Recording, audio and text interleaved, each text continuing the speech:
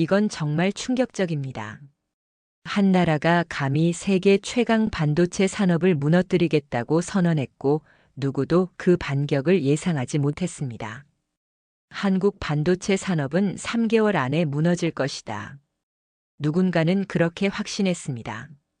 하지만 불가능을 가능으로 바꾸는 사람들이 있었습니다. 그들의 도전은 한계를 넘어섰고 결국 전 세계의 판도를 뒤흔드는 결과를 만들어냈습니다. 그 한 사건이 세계 경제를 어떻게 뒤집어 놓았을까요? 지금부터 모든 것을 바꿔버린 그날의 이야기 시작합니다. 저는 김현우입니다. 38세 삼성전자 출신의 반도체 연구원이죠. 오늘도 연구실에 앉아 몇 나노미터 크기의 세계를 들여다보고 있었습니다. 누군가에겐 보이지 않는 작은 세계지만 이 세계가 대한민국 경제의 중심이 되었어요. 그날은 평소와 다를 것 없는 화요일이었습니다. 그런데 연구실 동료들이 갑자기 소란스러워졌죠. 모니터를 응시하는 그들의 표정이 심상치 않았습니다. 일본 정부가 반도체 핵심 소재 수출 규제를 발표한 겁니다. 순간 가슴이 철렁 내려앉았어요. 불화수소, 포토레지스트, 불화폴리이미드. 이 세 가지 없이는 반도체 생산이 불가능합니다. 일본이 우리의 숨통을 조이려 한 거죠. 머릿속에는 일본 유학 시절 연구실에서 겪었던 차별과 냉대가 스쳐 지나갔어요. 한국인은 여기까지야라는 교수의 말이 귓가에 맴돌았습니다. 긴급 회의가 소집됐어요. 삼성전자와 SK하이닉스의 핵심 인력들이 모였죠. 회의실은 비관적인 목소리로 가득했습니다. 일본의 계산대로라면 3개월 후면 우리 생산 라인은 모두 멈춰 설 거라는 이야기, 대체제를 찾기엔 시간이 부족하다는 목소리, 협상을 시도해야 한다는 의견들이 오갔어요. 그때 제 휴대폰이 울렸습니다. 발신자는 오랜 지인인 박진혁 대표였죠. 그는 반도체 소재 중소기업 테크노밸리의 CEO였습니다. 1시간 후 저는 강남의 한 카페에서 박진혁 대표를 만났어요. 그의 눈빛은 이미 답을 정한 사람 같았습니다. 박진혁은 일본 소재 국산화 프로젝트를 시작하자고 제안했어요. 그의 말에 제 심장이 빨라졌습니다. 그건 연구원으로서 불가능에 도전하는 일이었죠. 하지만 그 순간 제 머릿속에는 일본 유학 시절 꿈꿨던 한국 반도체의 독립이 떠올랐습니다. 회사로 돌아가는 길 창밖으로 서울의 밤 풍경이 흘러갔어요. 수많은 빌딩의 불빛들. 그 불빛 하나하나가 반도체로 만들어진 기기들이었습니다. 우리의 기술로 우리 손으로 지켜야 할 불빛들이었죠. 다음 날 저는 상사에게 휴직 신청서를 제출했어요. 그리고 박진혁이 준비한 비밀 연구소로 향했습니다. 그곳에는 이미 여러 기업에서 모인 연구원들이 있었죠. 그들의 눈빛에서 두려움과 함께 도전의 의지가 보였습니다. 연구원들 앞에 서서 저는 솔직하게 말했어요. 이건 불가능에 가까운 도전이라고요. 일본이 수십 년간 쌓아온 기술을 몇 개월 만에 따라잡는 것은 기적이 필요했습니다. 하지만 불가능을 가능하게 만드는 것이 연구원의 일이라고 생각했죠. 이건 단순한 기술 개발이 아니라 전쟁이었습니다. 우리나라의 미래가 걸린 전쟁이었어요. 제 말이 끝나자 조용하던 연구실에 한 명이 일어나 박수를 치기 시작했습니다. 이어서 모든 사람이 일어났어요. 그들의 눈에서 결연한 의지가 느껴졌습니다. 그렇게 우리의 반도체 독립 전쟁이 시작됐죠. 첫 주가 지나고 우리는 초기 실험 데이터를 얻기 시작했습니다. 결과는 기대에 미치지 못했어요. 순도가 너무 낮았습니다. 반도체 제조에 사용하기엔 턱없이 부족했죠. 하지만 이제 시작일 뿐이었습니다. 연구소 문이 열리며 한 여성이 들어왔어요. 날카로운 눈빛과 단호한 표정이 인상적이었습니다. 이수진이었죠. 반도체 신소재 연구로 유명한 젊은 천재였습니다. 그녀의 참여는 우리 팀에 큰 힘이 될 것이었어요. 그날부터 우리의 국산화 프로젝트는 더욱 활기를 띠게 됐습니다. 이수진의 참여로 연구 방향이 조금씩 바뀌기 시작했고 새로운 가능성이 열렸어요. 하지만 일본의 움직임도 심상치 않았습니다. 그들은 우리의 움직임을 예의주시하며 압박의 강도를 높여갔죠. 시간은 계속 흘러갔고 우리의 전쟁은 이제 막 시작되었습니다. 연구소 설립 한 달째 저는 첫 번째 위기를 발견했습니다. 불화수소 합성 실험 데이터가 유출된 흔적이 있었어요. 누군가 우리 내부에서 정보를 빼가고 있었습니다. 서버 로그를 확인하던 제 등줄기로 식은땀이 흘렀죠. 이건 단순한 보안 사고가 아니었습니다. 그날 밤 저희는 비상회의를 소집했습니다. 핵심 연구원들만 모인 자리에서 저는 발견한 사실을 설명했어요. 우리의 데이터가 외부로 전송된 증거를 보여주자 회의실은 얼어붙었습니다. 모두가 서로를 의심하는 눈빛으로 바라봤죠. 그 순간 이수진이 들어왔습니다. 그녀는 자신의 노트북을 꺼내더니 네트워크 로그를 분석하기 시작했어요. 저는 처음에 그녀를 의심했습니다. 너무 갑작스럽게 팀에 합류했으니까요. 하지만 그때는 모든 도움이 필요한 상황이었죠. 밤늦게까지 이수진과 함께 네트워크 로그를 분석했습니다. 마침내 우리는 데이터가 전송된 목적지를 찾아냈어요. 일본 도쿄의 후지와라 케미컬 연구소 서버였습니다. 누군가 우리 팀에서 일본 기업에 정보를 넘기고 있었죠. 다음 날 아침 대기업 협력 회의가 있었습니다. 최성민 상무가 참석했어요.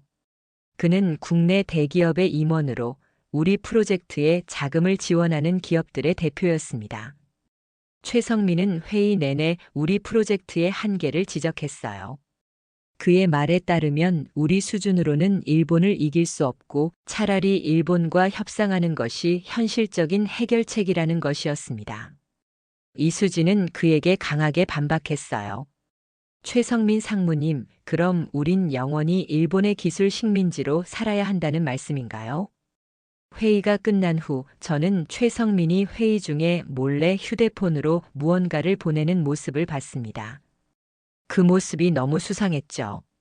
그날 저녁 이수진과 함께 최성민의 이메일을 확인했어요. 그리고 우리는 충격적인 사실을 발견했습니다.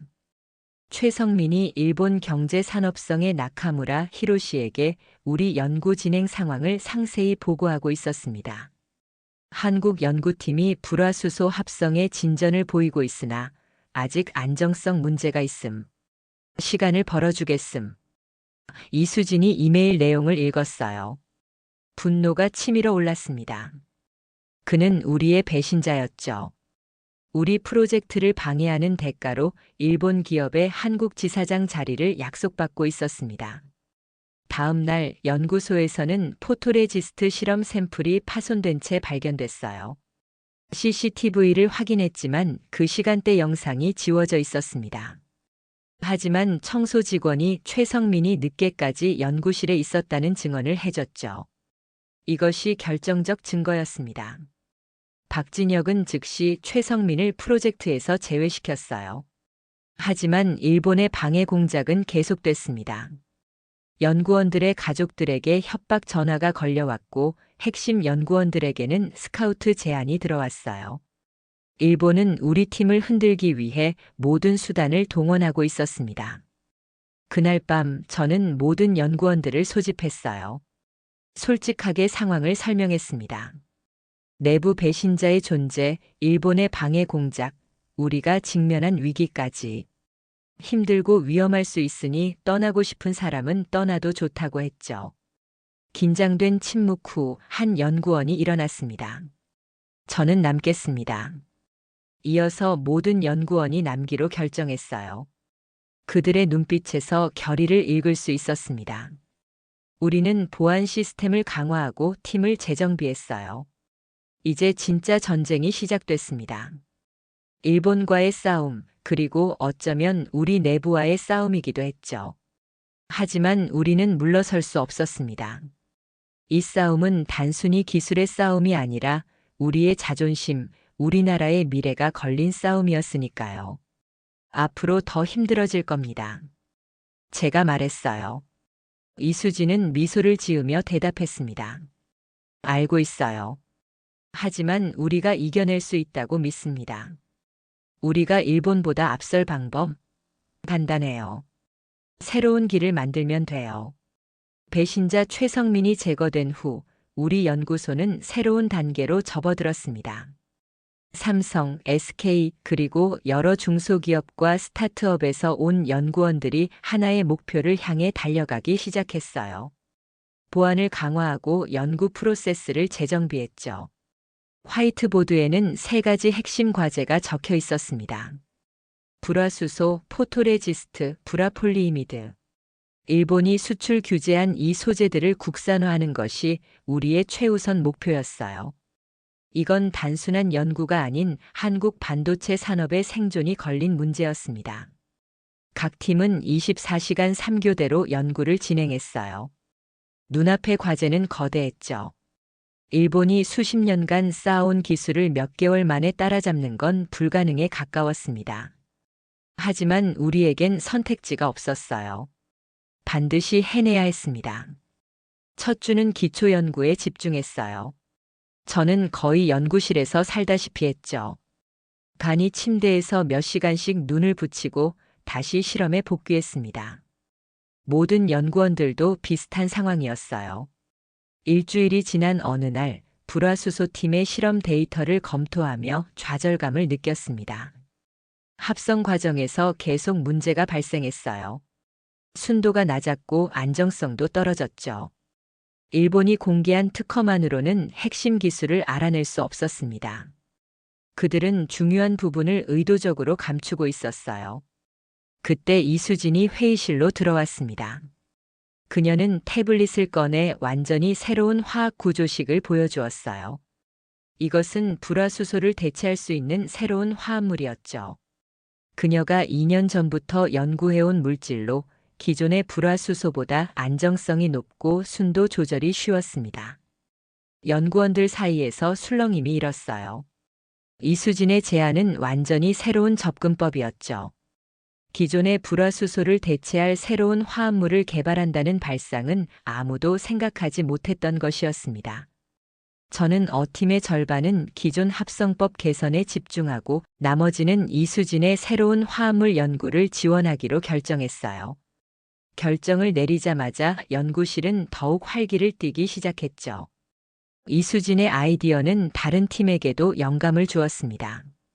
포토레지스트 팀과 불화폴리이미드 팀도 새로운 접근법을 모색하기 시작했어요.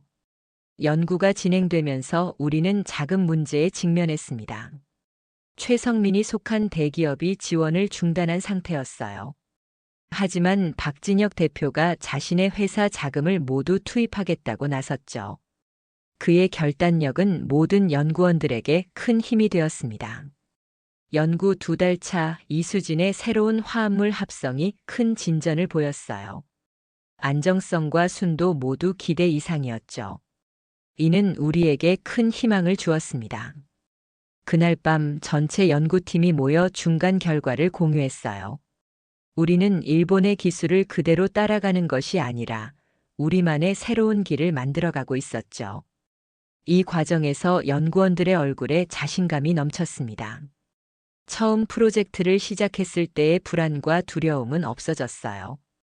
어느 날 밤 이수진은 제게 이 일을 하는 이유를 물었습니다. 저는 일본 유학 시절 한국인이라는 이유로 느꼈던 한계와 차별에 대해 이야기했어요. 그때 우리 기술로 그들을 뛰어넘겠다고 결심했던 순간을 떠올렸죠. 이수진도 비슷한 마음을 가지고 있었습니다. 우리는 더 이상 남의 기술에 의존할 수 없다는 데 동의했어요. 마침내 연구 3개월 차에 첫 번째 성과가 나왔습니다. 이수진이 개발한 새로운 화합물이 실제 반도체 공정에서 테스트에 성공했어요. 순도 99.9%, 안정성도 일본 제품과 비슷한 수준이었죠. 연구실은 환호성으로 가득 찼습니다. 이것은 시작에 불과했지만 우리에게는 큰 승리였어요. 우리는 일본의 기술 장벽을 뛰어넘을 수 있다고 확신했죠. 우리만의 방식으로 우리만의 길을 통해서 말입니다. 첫 성과가 나오기 시작한 그때 일본은 우리의 진전을 눈치챘습니다. 어느 날 아침 긴급 뉴스가 모든 채널을 장식했어요. 일본 정부가 한국에 대한 추가 제재를 발표한 것이었죠. 반도체 장비 부품 수출까지 규제하기 시작한 것입니다. 일본의 새로운 제재는 예상보다 훨씬 강력했어요. 반도체 소재뿐만 아니라 제조 장비의 핵심 부품까지 제한했죠. 이는 기존 생산 라인의 유지 보수마저 어렵게 만드는 조치였습니다. 더 나쁜 소식은 글로벌 기업들의 반응이었어요. 미국과 유럽의 여러 기업들이 일본 편에 서서 한국과의 협력을 중단하기 시작했죠. 테크노밸리와 계약했던 미국 장비 회사에서도 계약을 취소했습니다. 연구원들 사이에서도 동요가 일기 시작했어요. 일부는 프로젝트가 너무 무모하다며 포기해야 한다고 주장했죠. 그들의 걱정도 이해할 수 있었습니다. 박진혁은 긴급 대책 회의를 소집했어요. 회의실 분위기는 무거웠죠. 자금은 한계에 다다랐고 외부 협력사들은 하나둘 떠나가고 있었습니다. 이대로라면 한 달 안에 연구소 문을 닫아야 할 상황이었어요. 침묵이 흘렀습니다. 그동안의 노력이 물거품이 될까봐 두려웠어요. 하지만 저는 포기할 수 없었죠. 우리가 이미 성과를 냈으니 계속해야 했습니다. 그날 밤 저희는 새로운 전략을 논의했어요. 일본과 정면 승부가 아닌 우회로가 필요했죠. 이수진은 글로벌 시장 대신 국내 시장부터 시작하자고 제안했습니다. 삼성과 SK에게 우리 기술을 먼저 증명해 보이자는 것이었어요. 다음 날 박진혁은 인맥을 동원해 삼성전자와 SK하이닉스의 임원들을 만났습니다. 우리는 그들에게 성과와 비전을 설명했어요. 처음엔 회의적이었지만 데이터를 본 후에는 관심을 보였죠. 삼성전자는 일주일간 소규모 테스트를 허용하겠다고 했습니다. 그것은 우리의 유일한 기회였어요. 이수진의 팀은 밤낮으로 테스트 준비에 매달렸죠. 모든 변수를 고려하고 가능한 문제에 대비했습니다. 테스트 당일 저희는 삼성전자 생산 라인에 도착했어요. 이수진은 긴장했지만 동시에 자신감도 넘쳤죠. 테스트는 12시간 동안 진행됐습니다. 모든 순간이 긴장의 연속이었어요. 마침내 결과가 나왔습니다. 이수진의 화합물은 실제 환경에서도 성공적으로 작동했어요. 일부 공정에서는 일본 소재보다 더 나은 성능을 보였죠. 삼성 엔지니어들도 놀라워했습니다. 그 성공은 우리에게 큰 희망이었어요. 하지만 일본의 공격은 계속됐죠. 그들은 외교적 압력을 가하고 글로벌 시장에서 한국을 고립시키려 했습니다. 우리의 싸움은 이제 막 시작된 것이었어요. 삼성전자에서의 테스트 성공 이후 우리 연구소는 새로운 활력을 얻었습니다. 이수진의 대체 화합물이 실제 환경에서도 작동한다는 것이 증명됐으니까요. 이제 우리는 포토레지스트와 브라폴리이미드 대체 소재 개발에도 같은 접근법을 적용하기 시작했어요. 이수진의 접근법은 혁명적이었죠. 기존의 화학 구조를 완전히 재해석하고 반도체 공정에 최적화된 새로운 분자 구조를 설계한 겁니다. 이는 단순히 일본의 기술을 복제하는 것이 아니라 뛰어넘는 것이었어요. 포토레지스트 팀도 빠르게 진전을 보이기 시작했습니다. 그들은 국내 화학 기업과 협력하여 완전히 새로운 감광제를 개발했어요. 더 미세한 회로를 구현할 수 있는 고해상도 포토레지스트였죠. 5나노미터 공정에도 사용할 수 있을 정도로 성능이 뛰어났습니다. 그러나 기쁨도 잠시 또 다른 위기가 찾아왔어요. 어느 날 아침 이수진이 비상회의를 소집했죠. 그녀의 표정은 심각했습니다. 우리의 신소재 데이터가 유출됐다는 사실을 알게 된 것이었어요. 일본의 한 연구소에서 우리와 유사한 화합물을 개발 중이라는 정보를 입수했죠. 회의실이 얼어붙었습니다. 우리가 그토록 노력하여 개발한 기술이 또다시 도난당할 위기에 처한 거예요. 아직 확실하진 않지만 내부 유출일 가능성이 높았죠. 최성민이 제거된 후에도 다른 스파이가 있을 수 있었습니다. 더 충격적인 사실은 일본 기업이 우리의 기술을 바탕으로 특허 출원을 준비하고 있다는 점이었어요. 만약 그들이 먼저 특허를 등록하면 우리는 자신이 개발한 기술을 사용할 수도 없게 될 위험이 있었죠. 박진혁은 즉시 특허를 출원하기로 결단을 내렸습니다. 그날 밤 저와 이수진은 누가 정보를 유출했는지 추적하기 시작했어요. 모든 연구원의 통신 기록, 데이터 접근 로그를 철저히 조사했죠. 그리고 마침내 수상한 흔적을 발견했습니다. 연구소 내부가 아닌 IP 주소가 우리 서버에 접속한 기록이었어요. 추적 결과 그 IP는 최성민과 관련된 것으로 밝혀졌습니다. 그는 프로젝트에서 제외된 후에도 원격으로 우리 시스템에 침입하고 있었던 거예요. 정말 끈질긴 배신이었죠. 우리는 즉시 시스템 보안을 강화하고 특허 출원 절차를 서둘렀습니다. 박진혁은 개인적인 인맥을 동원해 특허청에 긴급 처리를 요청했어요. 24시간 내내 특허 명세서를 작성했죠. 그러나 최성민의 배신은 여기서 끝나지 않았습니다. 그는 우리의 기술 자료를 가지고 직접 일본으로 향했다는 정보가 들어왔어요. 그곳에서 일본 기업과 공동 발표회를 준비하고 있었죠. 그를 막아야만 했습니다. 박진혁은 직접 일본에 가겠다고 했어요. 최성민과 오랜 친구 사이였기에 한 번만 더 그의 양심에 호소해 보겠다는 결심이었죠. 위험한 도전이었지만 그는 단호했습니다. 박진혁이 일본으로 떠난 다음 날 우리는 특허 출원을 완료했어요. 이제 남은 것은 최성민이 우리 기술을 일본에 넘기는 것을 막는 일이었죠. 그리고 마침내 놀라운 소식이 들려왔습니다.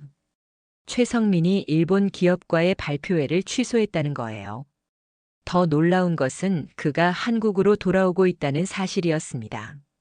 다음 날 최성민은 우리 연구소를 찾아왔어요. 그의 얼굴은 창백했죠. 그는 떨리는 목소리로 일본에 가서 깨달았다고 말했습니다. 그들은 그를 이용만 했고 한국이 자립하면 이제 그가 필요 없다고 했다는 사실을요. 최성민은 모든 것을 털어놓았어요. 일본 기업들이 계획한 것은 한국의 기술을 빼앗은 후 한국 시장에서 완전히 철수하는 것이었죠. 우리는 영원히 그들의 기술에 종속되도록 만들려는 계획이었습니다. 최성민의 회심으로 우리는 값진 정보를 얻었어요. 일본 측의 계획과 전략을 상세히 알게 된 거죠. 이제 우리는 그들보다 한 발 앞서 행동할 수 있었습니다. 그날 밤 연구팀 전체가 모여 새로운 전략을 논의했어요. 이제 우리는 전 세계에 우리의 기술을 공개할 준비를 시작했죠. 최성민의 회심과 정보 제공으로 우리는 일본의 전략을 정확히 파악할 수 있었습니다. 이제는 공격적으로 나갈 차례였어요. 박진혁은 글로벌 반도체 전시회에서 우리의 신소재를 공개하자고 제안했죠. 한 달 후 미국 샌프란시스코에서 열리는 세계 최대 반도체 전시회였습니다. 박진혁은 세계가 우리 기술을 볼 수 있는 기회라고 강조했어요. 일본이 우리를 고립시키려 한다면 우리는 글로벌 시장에 직접 나가야 한다는 논리였죠. 전시회 준비는 숨가쁘게 진행됐습니다. 저와 이수진은 발표 자료를 만들고 데모 장비를 준비했어요. 세 가지 소재 모두 실제 공정에서 시연할 수 있도록 샘플과 테스트 결과를 준비했죠. 출발 전날 일본 측에서 움직임이 감지됐습니다. 그들은 우리의 출전을 방해하기 위해 전시회 주최 측에 압력을 넣고 있었어요. 우리의 기술이 특허 분쟁 중이라는 허위 정보를 퍼뜨리고 있었죠. 하지만 박진혁은 걱정하지 말라며 이미 특허를 출원했고 모든 법적 절차를 마쳤다고 했습니다. 샌프란시스코에 도착한 우리를 기다리고 있던 건 예상 밖의 상황이었어요. 여러 글로벌 기업들이 이미 우리의 신소재에 관심을 보이고 있었죠. 최성민의 배신으로 알려진 우리 기술이 오히려 업계의 호기심을 자극한 것이었습니다. 전시회 첫날 우리 부스는 많은 방문객으로 붐볐어요. 이수진은 자신의 신소재에 대해 자신감 넘치게 설명했죠.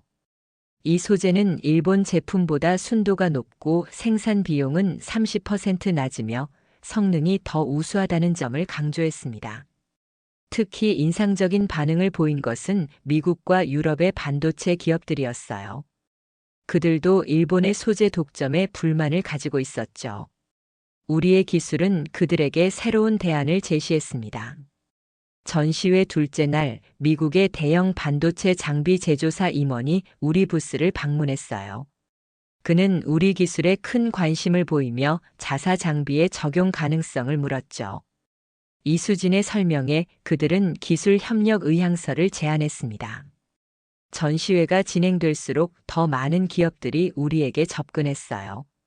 일본의 고립 전략은 완전히 실패한 것이었죠. 마지막 날 후지와라 다케시가 이끄는 일본 대표단이 우리 부스를 방문했습니다. 그들은 우리 기술이 자신들의 특허를 침해하고 있다며 법적 조치를 취하겠다고 위협했어요. 하지만 박진혁은 차분하게 대응했죠. 우리 기술은 그들의 특허와 완전히 다른 화학 구조라고 설명했습니다. 후지와라는 당황한 기색이 역력했어요. 그들은 우리가 이렇게 완벽하게 준비되어 있을 거라고 예상하지 못한 것 같았죠. 전시회 마지막 날 우리는 여러 글로벌 기업과 MOU를 체결했습니다. 미국, 유럽, 심지어 중국 기업들까지 우리의 기술에 관심을 보였어요. 귀국하자마자 우리를 기다리고 있던 것은 언론의 뜨거운 관심이었죠. 한국 기업, 일본 수출 규제 뚫고 세계 시장 진출 같은 헤드라인이 신문을 장식했습니다. 우리의 성공은 국민적 자부심이 되었어요. 하지만 이수진은 냉정했죠. 아직 끝나지 않았다고 했습니다. 일본은 더 강한 반격을 준비할 것이고 우리도 다음 단계를 준비해야 한다고 강조했어요. 그녀의 말처럼 일본의 반격은 곧 시작됐습니다. 그들은 국제 특허 소송을 제기했고 외교적 압력을 행사하기 시작했어요. 하지만 이제 우리는 혼자가 아니었죠. 글로벌 기업들이 우리의 편에 서 있었습니다. 글로벌 시장에서의 성공 이후 일본은 더욱 강력한 반격을 준비하고 있었습니다. 그들은 더 이상 경제적 압박만으로는 우리를 막을 수 없다는 것을 깨달았어요. 이제 그들은 마지막 수단을 동원하기 시작했죠. 어느 날 아침 일본 기업들이 우리 연구진들에게 직접 접촉하여 엄청난 금액의 스카우트 제안을 하고 있다는 소식이 들려왔습니다. 연봉의 3배, 심지어는 5배까지 제시하며 핵심 연구원들을 빼가려 하고 있었어요. 더 충격적인 소식은 일부 연구원들이 이 제안을 진지하게 고려하고 있다는 점이었죠.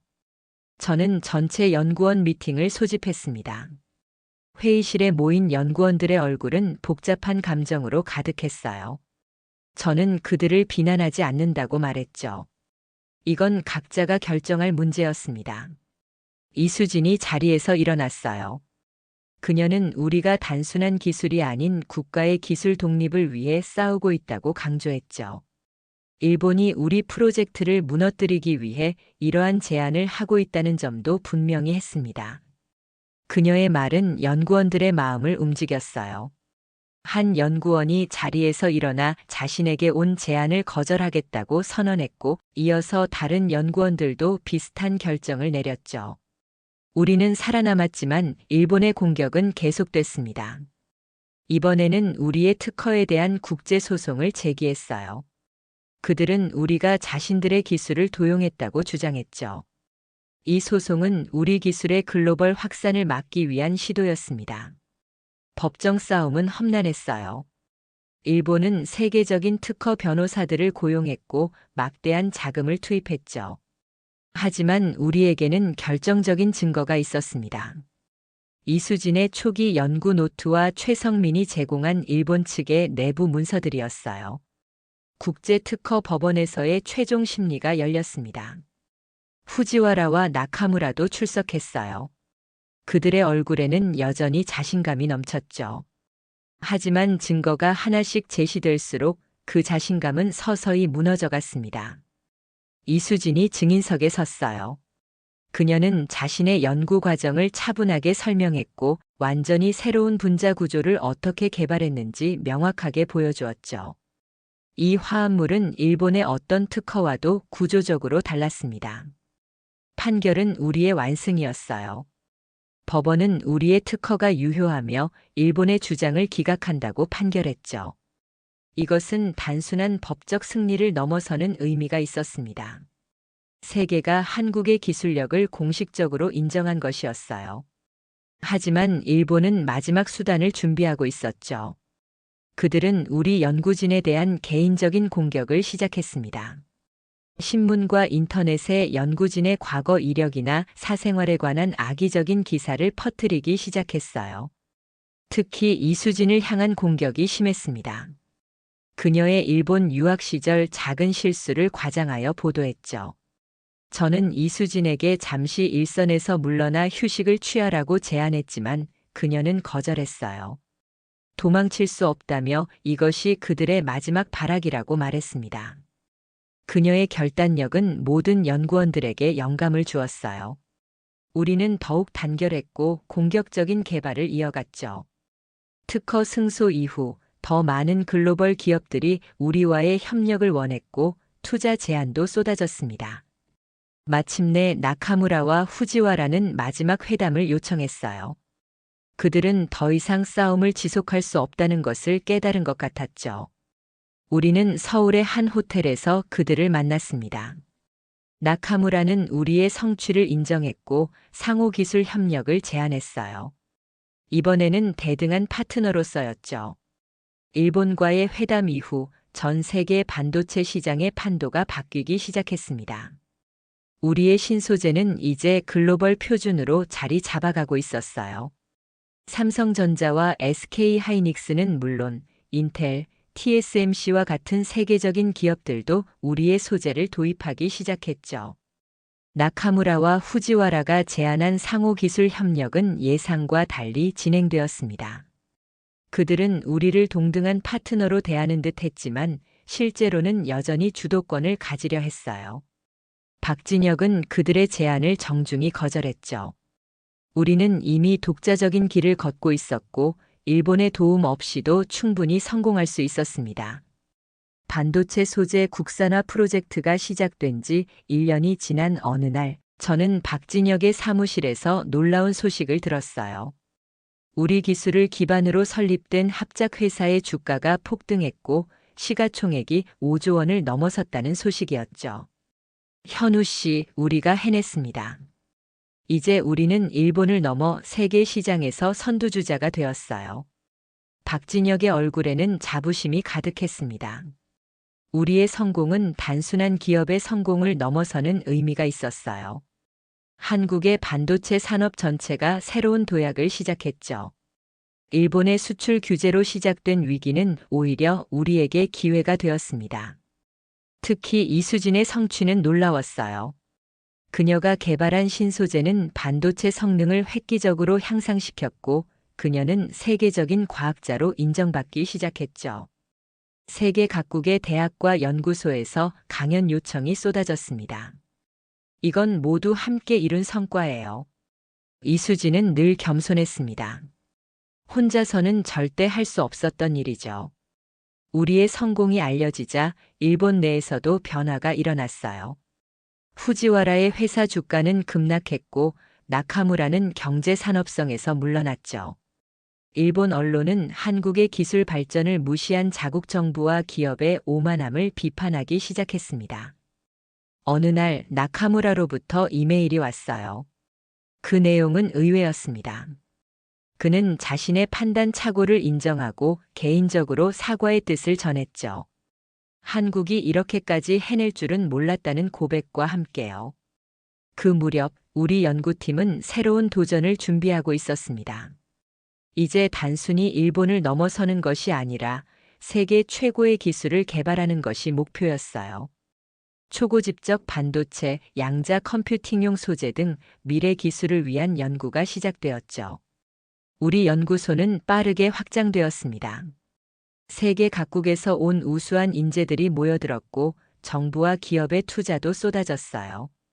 한때 작은 비밀 연구소였던 곳은 이제 세계적인 연구기관으로 성장했죠. 5년 후 저는 연구소 신축 건물 개소식에 참석했습니다. 대한민국 첨단 소재 연구원이라는 이름의 거대한 연구소였어요. 개소식에는 대통령을 비롯한 정부 요인들과 글로벌 기업 CEO들이 참석했죠.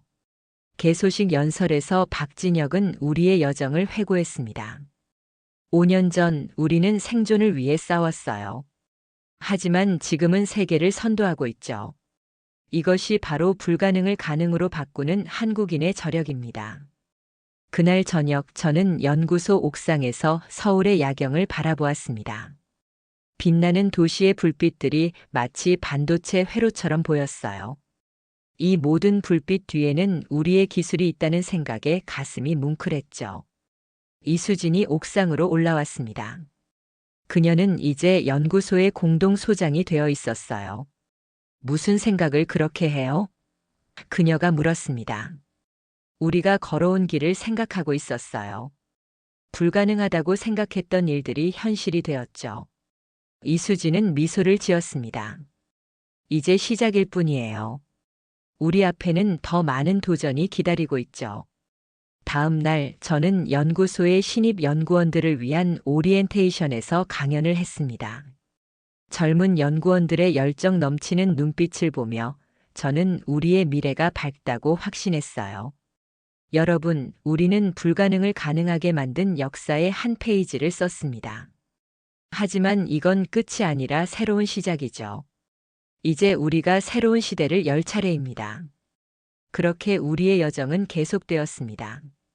일본의 경제 보복으로 시작된 위기가 오히려 우리에게 기회가 되었고, 한국은 기술 종속의 사슬을 끊고 진정한 독립을 이루어냈어요.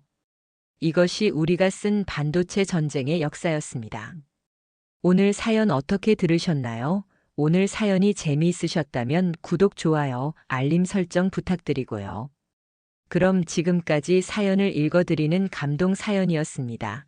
끝까지 시청해주신 분들 모두 감사드리고 더 재밌고 좋은 사연으로 찾아뵙겠습니다. 그럼 구독자분들 모두 감사합니다.